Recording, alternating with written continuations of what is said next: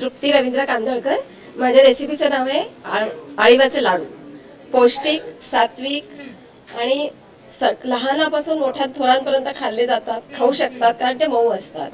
आणि त्याच्यामध्ये तूप असतं, आळीव असतं, खोबरं असतं आणि शहाळ्याच्या पाण्यामध्ये ते भिजवून करतात. त्याच्यामुळे हे पारंपरिक आहे आपलं, ते विसरू नये म्हणून मी शहाळ्याच्या पाण्यात भिजवलेलं आहे. शहाळ्याच्या पाण्यामध्ये अगदी त्याची चव आपण चाखायला आता पाहिजे. आपल्याकडे जे बाळंत विडा केला जातो त्याच्यात हे असतंच. हो हो हो हो बरोबर.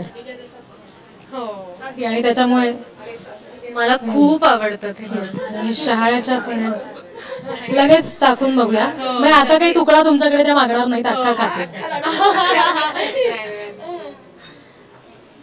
आणि त्याच्यात जायफळ टाकायचं, मिरची टाकायची नाही याच्यामध्ये, कारण जायफळाची वेगळी चव येते. म्हणून आपण मिरची जायफळाची पावडर आहे. ओके.